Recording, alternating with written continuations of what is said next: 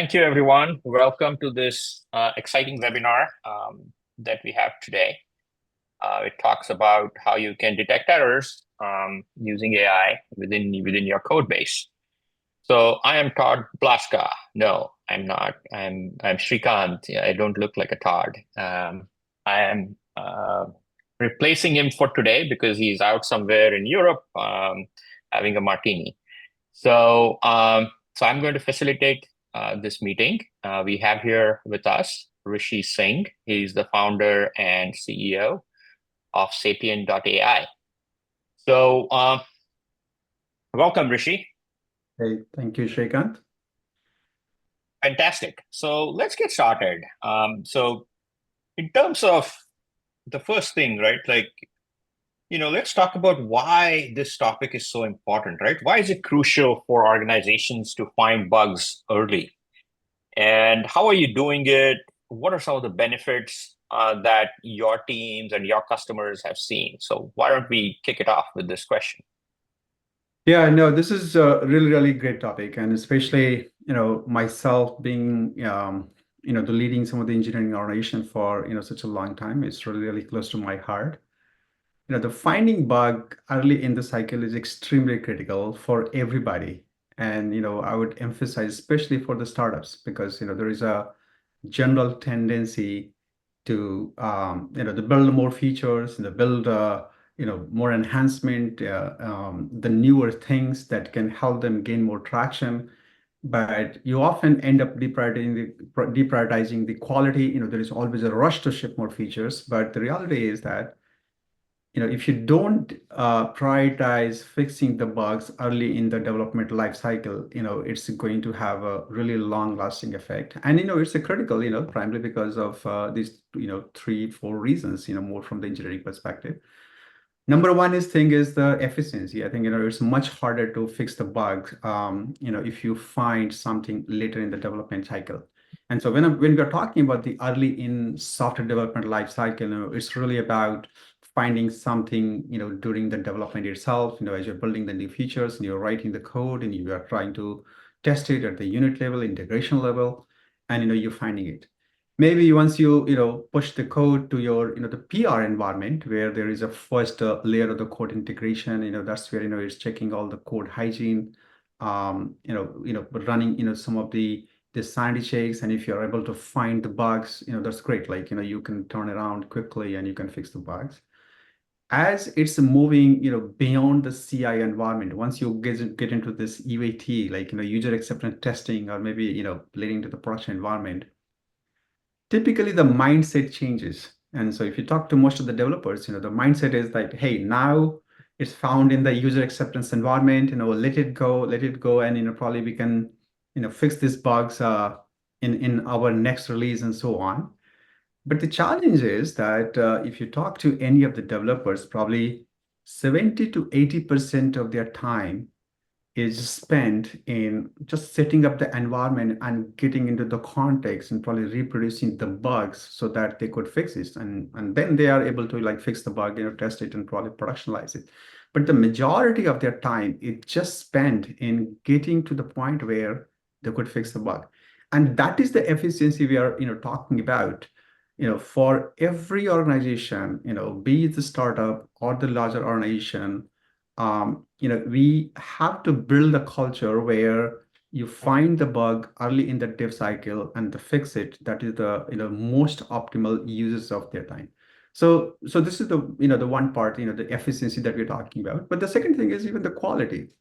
If you don't find the bug early in the development cycle, there's a likelihood of those bugs slipping into the production, which is causing, all sort of problems. And the third thing is that if you don't have this kind of culture, which is really bad for the organization. So in general, this whole culture of quality will slip away, and that can have a much longer, the lasting effect. And so it is crucial for most of these organizations to find the bug early and fix it. Okay. Got it. Got it. Got it. Got it. Now, let's talk about the business impacts, right? So while I think we all understand intuitively that, hey, it's good to catch bugs early, Uh-huh. and if you find it late, it's an issue. In your experience, having worked at Apple and before building Harness, what has been some of the business impacts of not doing this right? Yeah, yeah. So as you said, right, evidently, the poor quality has some downside. You'll have the bad quality product in the production, like your customer will have a bad experience, and that will automatically result into the churn in the customer and the churn of revenue and all sort of things, right?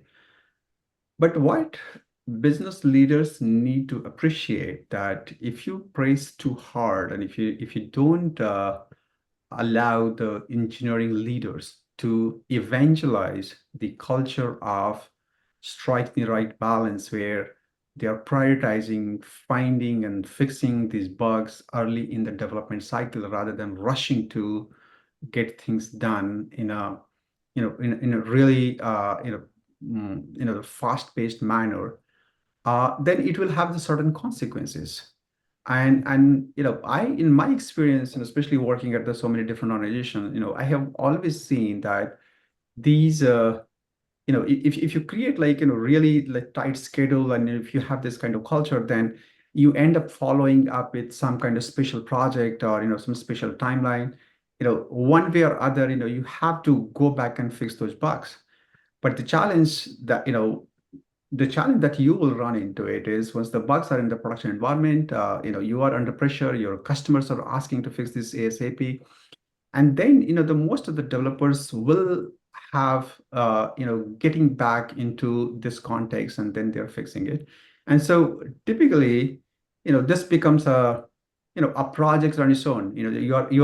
You are having the project of managing all the bugs. You're going through each and every bugs, and especially when you have the whole flood of bugs, then you're just trying to screen it, trying to prioritize it, like which one is important, which one is not important, because things are not so efficient, and so you're just trying to pick some of the critical ones and try to make the progress. So it is definitely going to have that business impact, and this is where engineering and the business, they need to have this continuous dialogue.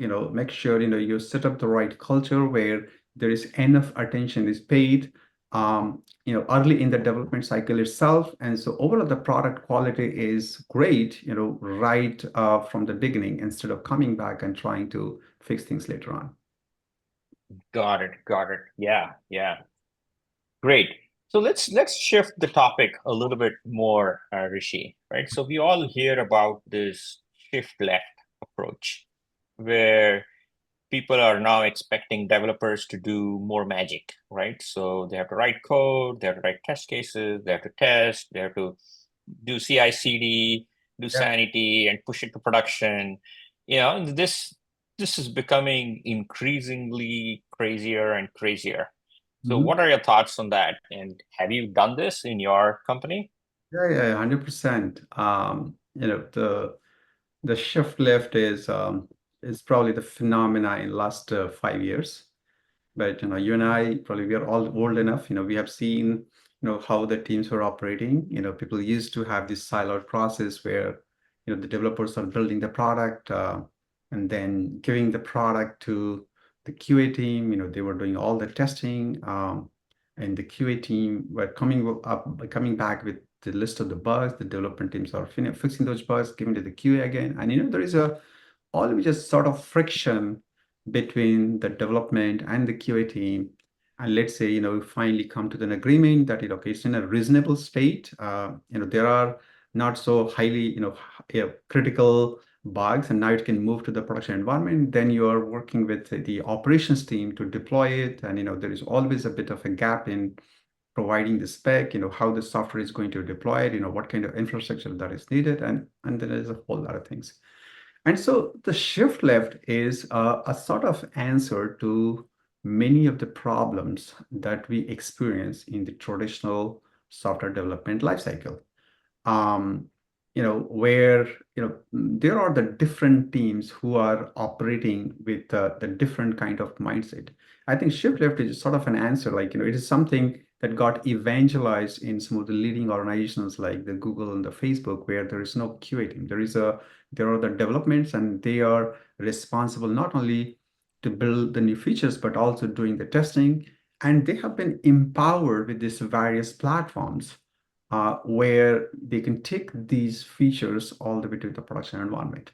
And so, it does many things. The number one thing is there is a very clear sense of ownership, who is owning these things and who are all the players, who are trying to support them so that they can be successful.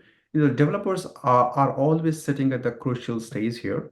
Developers, they are receiving the requirement, they are doing the magic, they're building the new innovations, but they're also empowered with other tools so that they can test it efficiently, test it thoroughly, and eventually they can leverage some of the platforms which allows them to push the code in a safe and secure manner all the way in the production environment where they could share their magic to their the customers.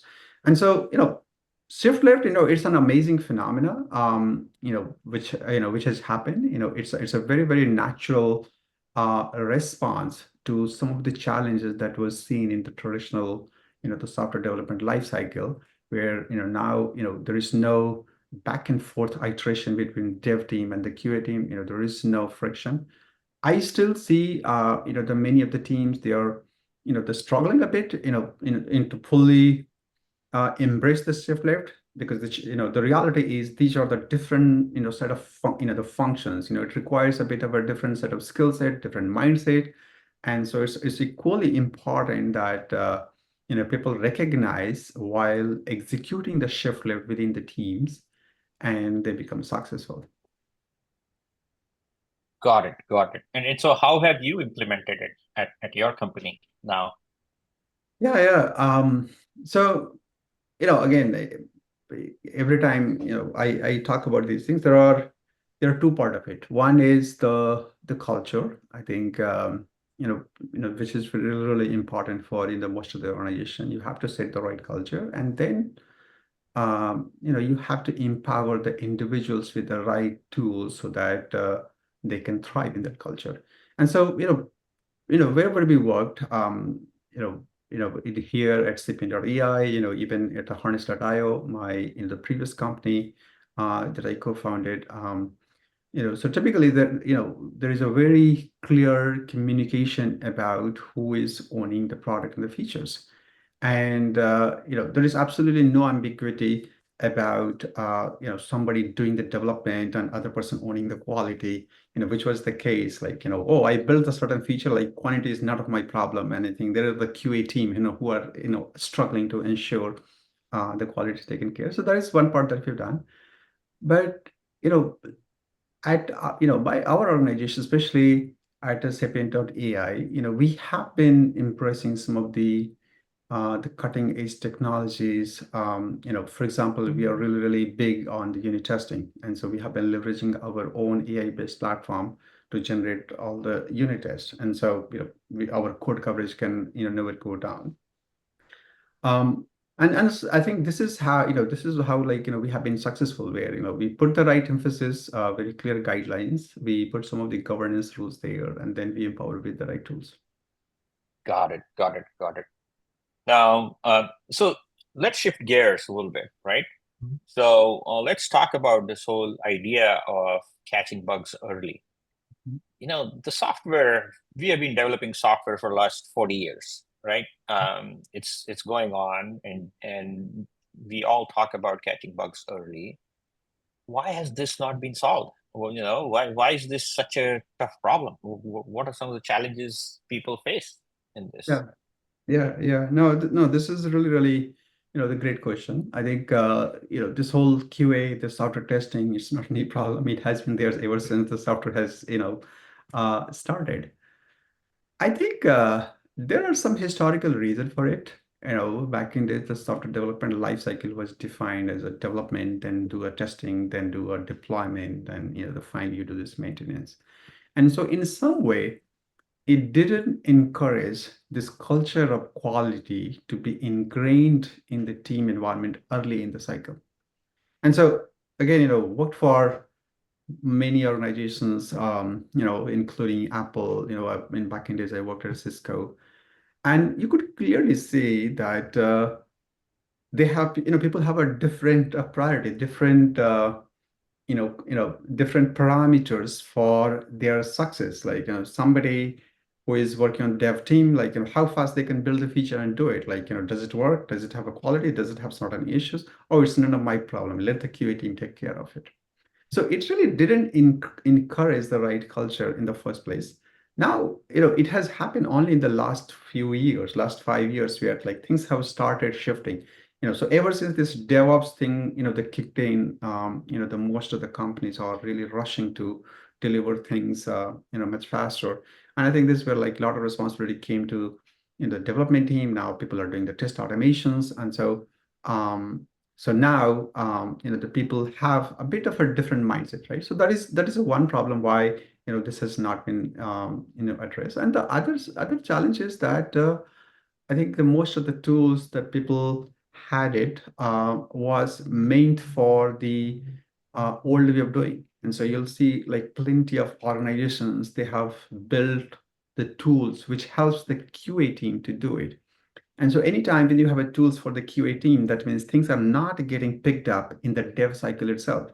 The reality is that since the software testing itself is evolving over the years, and now it has come back to the development team itself, and so there it requires a new thinking, new set of the platform engineering, which empowers the developers to do the testing, developers to find those bugs early in the cycle, and address those bugs before it goes, in the downstream environments. And so it has the historical reason for that. There was a lack of the tools in place. What I feel really good about it is that in recent years, there has been some good the sophisticated tools that has started arriving, especially ever since the AI and this machine learning has taken the prominence. Um, and these tools are very much capable of helping the developers so that they don't necessarily have to become a QA engineer, but at the same time, they can address the large part of the QA engineering. Got it. Got it. Got it. So, you talked about AI and machine learning and all, right? There's so much buzz going on right now with all of the big funding rounds happening. The latest one being Podium. Last week it was Cursor, right? And it appears that everybody is marketing to get developers to start using AI coding assistants, Yeah. right? Has this not solved the problem of early bug detection? I would not take a binary approach whether they have solved it or they have not. I think it's still a work in progress. And I think by the way, this Codium, Codium just had this major funding announcement. And congratulations to them for this $1.25 billion valuation. I think it has been one of the fastest the growing company that I have seen in my life. Um, and it really shows the potential out there in the software development ecosystem. It's there are like the huge market. There are a lot of developers. They're all struggling to drive the innovation and the quality at the same time. And I think this is where like many of these AI and ML technology companies have done a good job. At least helping those developers reducing the toil that they have to go through on a day-to-day basis. You're talking about the Codium, the Cursor, some of the coding assistant. I think this has been extremely beneficial for many of the developers. I've been, the very early users of the GitHub Copilot myself. You know, it has been an amazing tool. The reality is that, if you are using the tool in a proper way, especially with some kind of oversight, then it's a hugely beneficial. The amount of time that you end up spending going to the Google, trying to search certain things, and then, bringing that back into your environment, and then you're trying to complete the task. A lot of these things can be automated with this AI coding assistance, like the Podium or the GitHub Copilot. And, you know, you know, so another the fun fact is like, if you've done the software development for a while, there is a large portion of your code base is driven by copy paste. And what I mean is that, you look for the certain feature on Google, you find some similar kind of code, you copy paste, bring it in your environment, and then you improvise, make it suitable to your things. When you're doing something like that, like AI assistants are pretty good. And so, unless you're doing something unique, yeah, your coding assistant might not be helpful. But for a large part, it has been pretty good in processing the natural language where you can give a simple prompt and it will understand, it will try to find the code, from somewhere in the code repository or the Stack Overflow or somewhere on the internet, and it will bring it to your environment, without spending too much of a time. On top of it, it does follow many of the best practices. And so, some of the rudimentary mistakes that we end up making, or maybe, some of the junior developers whom you're still mentoring, still trying to get on board, they will end up making, is taken care by, these automated, coding assistants. And one of the best part that I have seen with this AI coding assistants is this whole natural language. In my experience, most of the software developers have struggled when it comes to summarizing certain concept.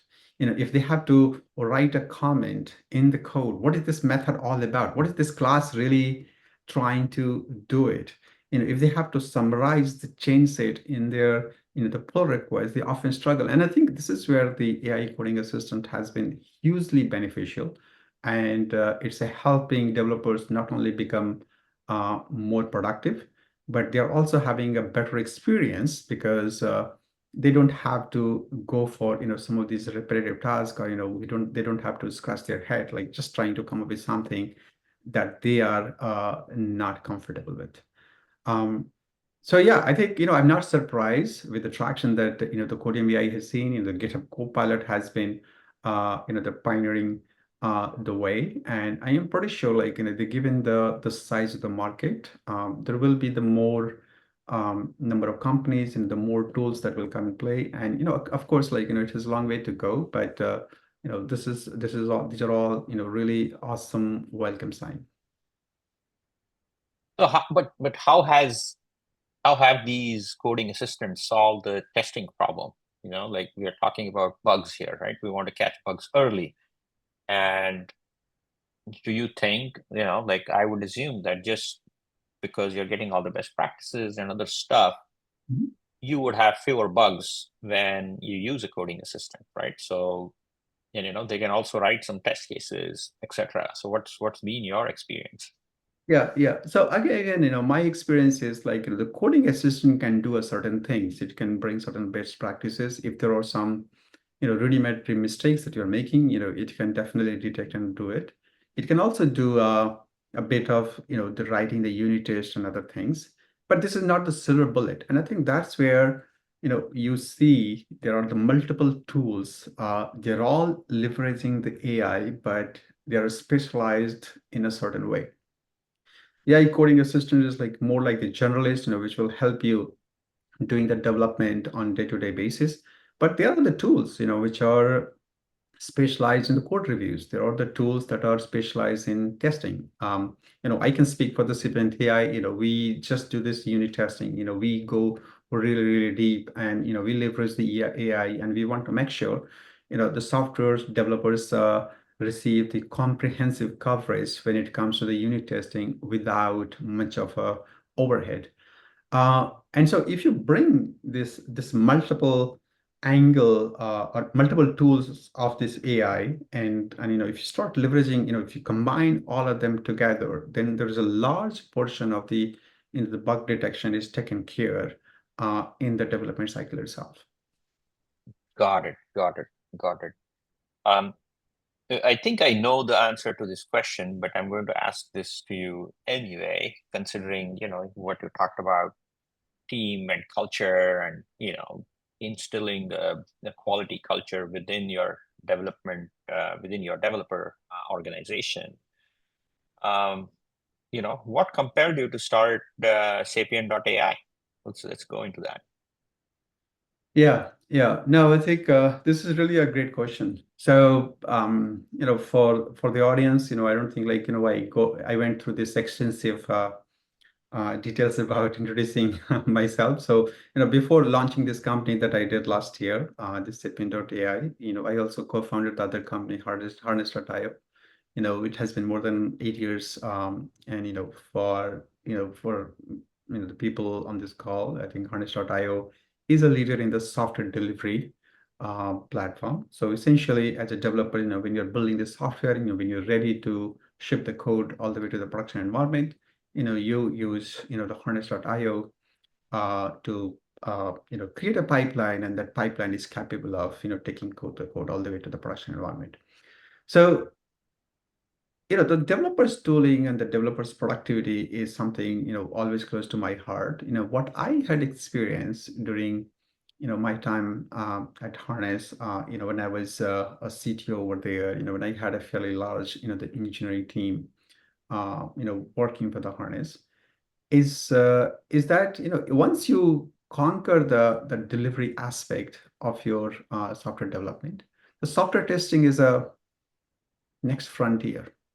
And this was the challenge, like not just at Harness, but many of the customers of the Harness. They're all having the right platform, which allowed them to have this, delivery superhighway. You just press the button, and now your code is moving towards these various stages, and it will go to the production. But the real bottleneck now is, the software testing. That's where the developers are spending probably like 20 to 40% of their time. If you have the $1 million budget, and you think about like quarter to $500,000 is just going in writing the test code or the test script, or doing the testing. It's just mind-boggling. And actually, that prompted me that we should have a platform which is just specialized for the software testing. The reality is that in spite of the fact that QA or the testing has come to the development cycle itself, the developers are not fully equipped to do the job. Most of the developers, they have this kind of optimistic kind of mindset that, hey, I've written the code, it works. It works on my laptop. I don't know what's going on in the environment. Like, they're always very, very optimistic kind of person, which is not necessarily suitable for the QA kind of job. On the other hand, when you talk about the QA, people are always paranoid. They're always worried. Did I cover all the scenarios? Is there some kind of loophole that is left, and probably can surprise me in the production environment? You need a very different kind of mindset to understand those edge cases, the boundary condition, and test out things thoroughly. And so in order for the development team to be successful, they need a platform, just like anything else, just like the security, just like the software delivery. You also need another platform that can help you do the QA job, and that was my mission. So that I ended up launching the Sapient.ai, so the development team can benefit, and they can be the successful in their journey. Fantastic. That's great. That's actually a very succinct way of putting it across. So thanks, Rishi. So I was going through your website and other stuff. So you launched codeless testing very recently. Tell us more about that, and how has it really impacted your customers? What's been the feedback? Yeah.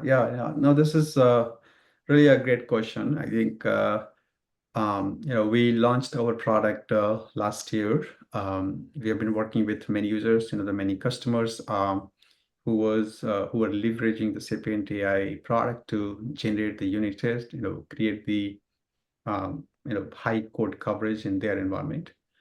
But what I have seen in my experience, that in many of these AI tools, if not used properly, can lead to the code sprawl.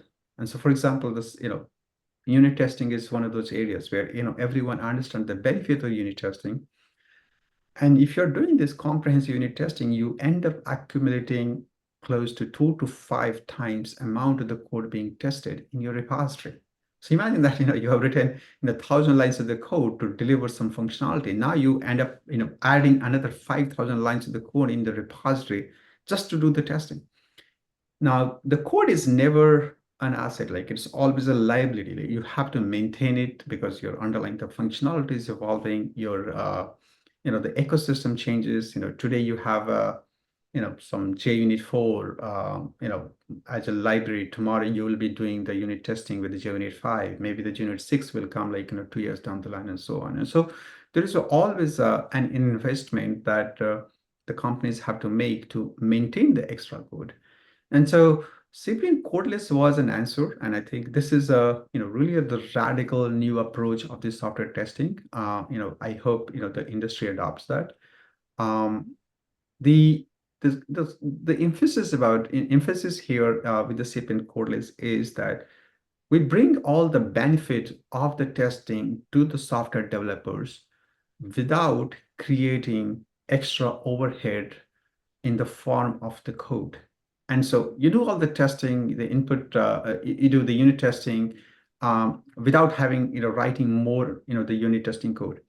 And the key here is that we went back and asked the question, why, we are trying to test the product. Now, why is it creating so much of an overhead?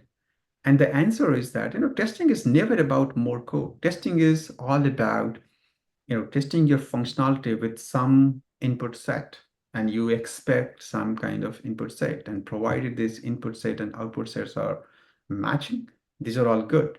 When it comes to the unit testing, you're repeating the same exercise at the unit level, at individual class or the method level. And so we ended up, the building, this platform, which is called Cyprian Codeless, which is capable of understanding the code. It's, capable of, capturing this input and output set in a agnostic manner, and they provide the same kind of coverage like the regular unit testing codes, and do that, without having extra code in the repository. Got it. Got it. Got it.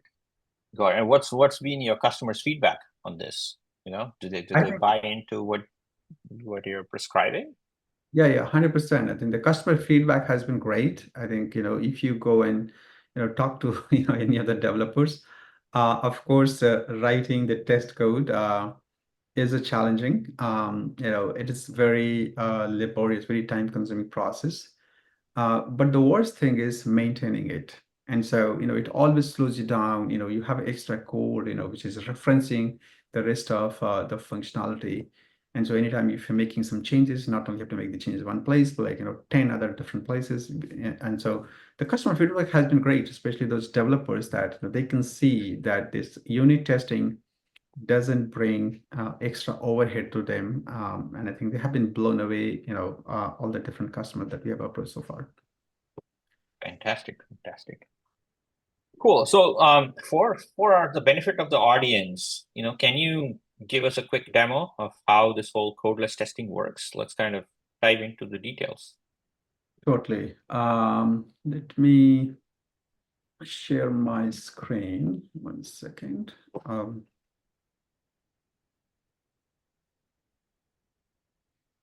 you able to see my screen?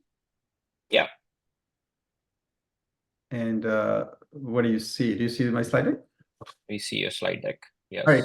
So yeah, I don't want to go through this whole slide deck, but some important information that I would like to capture where that can resonate with the audience. The unit testing, for example, is a labor-intensive process that produces a lot of code. But the bigger challenge that we were talking about is once you have the unit testing, making the changes can be a bit harder because it's referencing it. And if at all, something changed, if your tests are failing, it's so quite cryptic. It's very difficult to troubleshoot your test.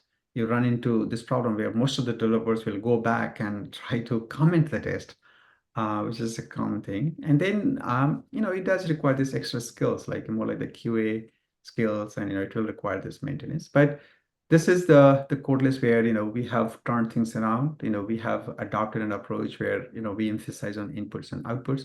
And so, for example, here is a calculator program. It's a very simple program, takes A and B as a two parameter and provides sum of the values of A plus B.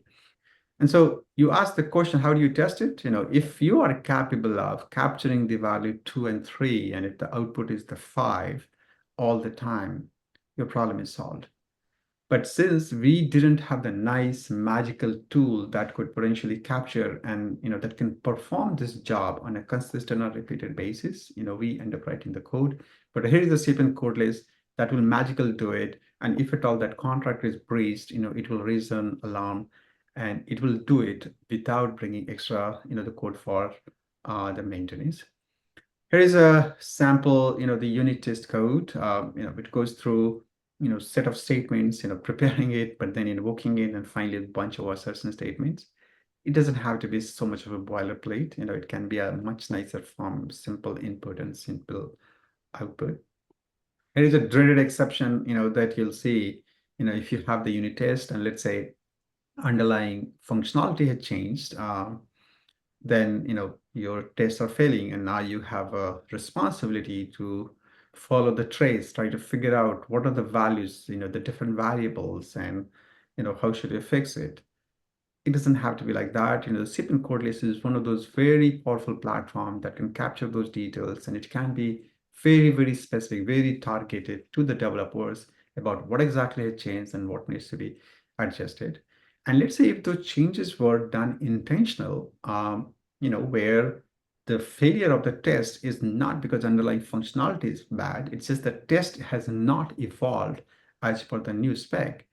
You can use the Sapient codeless to to accommodate, like to bring the test to the new level. And so here is the input and output set, that needs to be adjusted, that needs to be changed so that it's suitable to the new functionality. So you do all these things. I'll go through a quick demo using my local IntelliJ project. You're able to see my IntelliJ screen, right? Yes, yes. Can you increase the font size? Definitely, I'll try to do that. Yeah, that's better. Yes. So yeah, I think so very simple code, that I'm using to illustrate the problem. Simple user service that takes user ID and password and goes through these few steps, trying to match if the user ID and password is a correct combination. But like any code, it has some logic, which is resulting into many of the edge cases in the boundary condition, and all of them needs to be addressed from the unit testing perspective. And then there are some other methods. If I have to do a, the traditional, the unit test, then I can get it done. And, the Sapient AI is capable of doing it. But what you'll see it is that it creates a lot of code in my repository. And so what was look like this 50 lines of the code is resulting into the more than 200 lines of the code. Right. So this is an extra code that is, coming into my repository. Now the question is, hey, what is the problem? Like, maybe I can have the extra code. The challenge is that the moment you evolve your functionality, and let's say if you are trying to, change your method because you realize this user repository find by ID needs to take a two parameter ID and the auth ID. Now, all of a sudden you have a compilation error. Well, some of the errors could be just referencing within the functional code. But then there is a large portion of the unit test that is referring like almost like out of 9 failure, 8 of them are result of this unit test code that got added later on in the repository. So you don't want to do like so much work, fixing, so many different places. And so let me undo these things and, I'll show you how, Codeless is so efficient and, it helps the developers not get the extra burden of maintaining this code. So I'll delete this particular code and we'll come back and we'll see how you can do it using Codeless, right? So same exercise I'm going to repeat using codeless test now. And so here we are. Now we are able to generate the test in the codeless way. It's a similar kind of process where it went through the code, tried to figure out all the different scenarios, and it was able to, come up with the right set of inputs and the output that, to capture those test case scenario. You can review it, you can do all these things, and so on. And this is equally powerful like the unit test, where it is capable of detecting if there are some accidental mistakes. And so let's say if I changed this false to true accidentally, sure, no problem.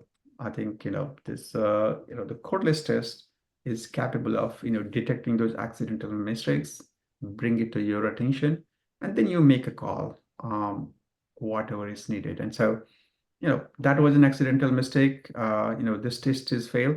Not only it has failed, there is no, long exception trace. It tells me exactly what is the failure. And so, you know what to fix it. But imagine that, Got it. it was, This is very interesting. yeah, yeah. And, imagine that you did the change on purpose. That was my intentional change. And so maybe the test needs to adjust it. Well, guess what? The codeless is, the capable of generating the new test. Not only it generates the new test, it tells you exact the difference that needs to be brought in the test. And so, for example, all the test cases are good except one of them. It's the same input set, but it's a different output that you can expect. Like, it used to be false, now it's true. Does it look good? Yes, you simply accept the new version and you are good with it. Now the test is, compatible with the new functional expectation, right? But That's amazing. But what happens to the code? Like where is the code now that you had yeah, created? so that is the beautiful part. Like there is no extra code. I think the good thing is that what you see as an input and output is captured in a pretty agnostic form, more like it's a YAML form that you can take a look and you can review it. But the thing is like it's not a code, so you don't have as many references. And so if I go back and try to repeat the same exercise, like find by ID, I need to change this particular function, my code has evolved, it needs to take a two parameter instead of one parameter.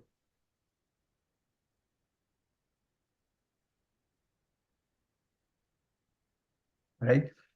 So yeah, there is a problem. But the difference is, it used to be 9 errors, now it's just one error.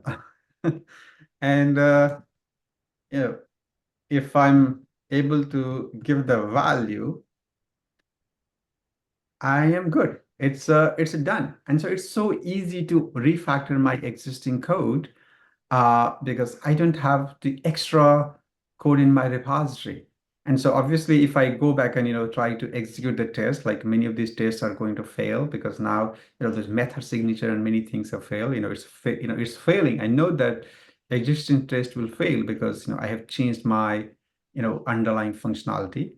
But the good thing is that I can simply use the code list, and that tells me how the functionality has evolved. And so, for example, these are the 4 methods, that needs to be adjusted. Not everything, but wherever there was a reference of find by ID, which was taking single parameter, now it's taking 2 parameter and it's trying to simulate the behavior.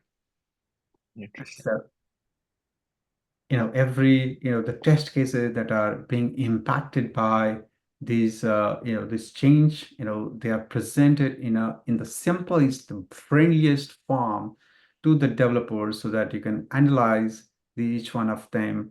It's looking good. It's not a big change. It's really specific to what I would have expected. I'll expect all my new versions. Things are good. All the tests have started passing again, instead of I going to those 9 different places, fixing the value, trying to execute the test and making sure the tests are successful. Fantastic. Fantastic. And now you can integrate all of this in my CI pipeline. 100%. And so, everything that you do it here, in your, the developers environment, in your IDE. You can define a task in your, the CI, pipeline, and you will be able to, take these inputs and outputs and execute exact the same functionality and get the value, just like, you would have done it with the regular unit test. Yes, I have one question, right? So when we talk about using AI and generative AI and all of this, the one of the challenges is every time you give a prompt, you don't get a consistent answer, right? It might give you a different answer 3 different times. I tried. Uh-huh. How are you solving that for unit testing, right? So for unit testing, wouldn't that be a key where you have like a persistent response all the time? Yes, that is true. And I think the AI, if you have not set the right context, and probably it will give you the different answer every time. The key here is to set the right context. And so, if you're generating the unit test for a given class the second time, um, the key here is that, bring the old value into the context. And so you're trying to leverage the same set of value as much as possible instead of, getting things from the scratch. And I think that is the smart engineering that we have done here at Sapient AI, that, we want to make sure that as a developer, you don't get overwhelmed by the massive amount of, the changes that comes your way, and, that demands you to review every time. Instead, we are much more targeted and specific, setting the right context and making sure, their times are used in an optimal way. And so, during this demo, you might have noticed that, you have like somewhere like 10 different, the test cases. But every time when I was trying to, execute it, the failure was very, very specific. Whenever I tried to regenerate, the change required flag for these different test cases were very, very specific. And, as you zoom in into the individual change required section, the input side and output side diff was very, very specific, which is really, really key for the developers to be successful. Otherwise, they will be, they can easily get overwhelmed with the amount of changes. And in the end, it doesn't serve the purpose. Got it, got it, got it. Very interesting. Thank you, Rishi, for that. That was really cool demo. Absolutely. So from your perspective, right, there is the software development lifecycle has changed, right? So before AI and after AI. So where do you see this going? Now with tools like Sapient AI and coding assistants and all of this, what do you see is this going forward the software development lifecycle? Yeah, yeah, 100%. I think, um, you know, if you look at the noise out there, I think the most of the coverage has been given on coding assistant. How AI is helping the software developers become more efficient. How the developers are writing a lot more code there. And so, in my opinion, I think the developers can definitely write the code faster, with a simple prompt. But I think they can also detect some of the common mistakes, and all of this is they're being powered by the generative AI.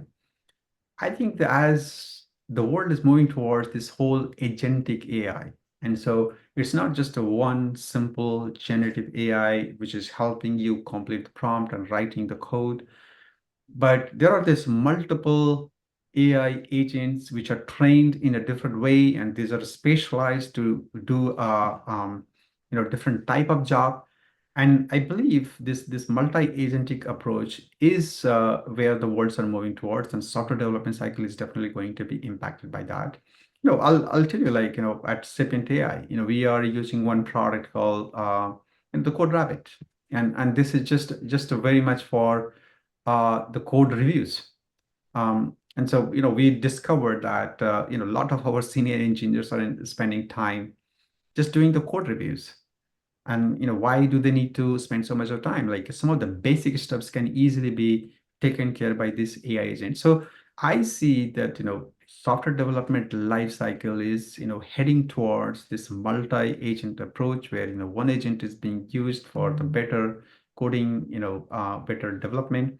But then there are the agents like the Sapient AI, which are fully trained and probably better equipped to do the software testing. There are the other AI agents which are equipped and capable of doing a better job in terms of the code reviews.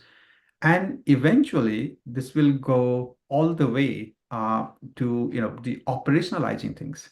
And so that will be the real holy grail where I as a developer leverage the AI to quickly build the functionality, use the AI to quickly test it out, use the AI to quickly productionalize all the way to production, all the way to this production environment where the users and customers start experiencing. You have the AI, which is capable of observing what you have deployed in the environment and providing you the insight and the feedback, and so that you can quickly iterate. And that will be the real holy grail of this shift left, that I as a developer have a full perspective of the things that I'm building, and and what I need to do to maintain it. Got it. Got it. Got it. Got it. So, as we come to kind of conclude this webinar, maybe you can share a little bit of, what are some of the cool things you guys are working on, in Yeah, terms of yeah, technologies and problems you're trying to address, etc. yeah. I think just continuing on, the thing that I shared before about this coding assistant, a lot of emphasis about generating the code and all.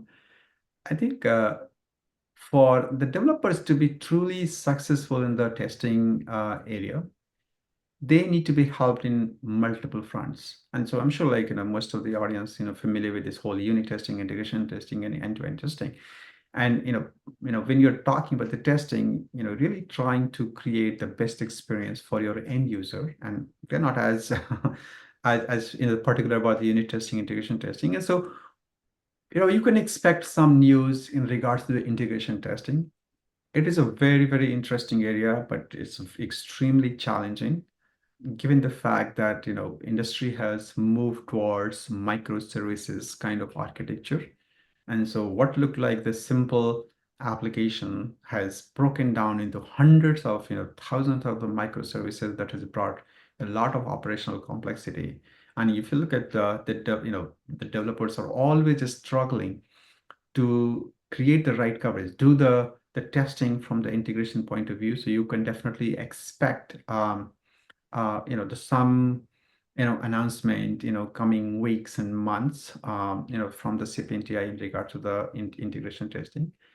But as a company, our goal is to really build the software quality platform that can help the developers get the quick feedback, how the testing needs to be done at the code level, how this code is going to be integrated with the rest of the applications, and how eventually it's going to benefit end-to-end user to the user in a end-to-end scenarios.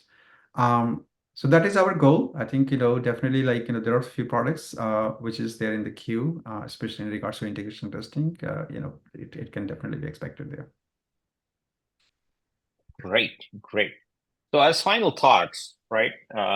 What Could you share your kind of conclusion on where this whole automated error detection using AI is heading to? Yeah, it's this automated error detection is it's really, really crucial, as we talked early in our conversation. I think that's how we started. If you find the bug, it's very, very efficient. You can, knock off a lot of bugs in a short span of time. If you allow these bugs to slip away in the downstream environment, it not only impacts the business, creates a bad customer experience, but it is extremely expensive to the engineering team, to the development team, because they have to get back into context, and they have to spend a lot of time there. Earlier, it was not possible. The culture was not there. Things were a bit fragmented in the dev and the QA and all the things. But now most of the companies have realized, I would say, the company should promote that kind of culture where there is the single source of ownership, to the team. They own the development and the testing and the operation. They own the full life cycle of any given innovation. But they also need to be empowered with many of these AI tools. Otherwise, they won't be able to do the job. And those tools are this AI based, which are capable of helping in the development, testing, the reviews, and sometimes even to the the deployment.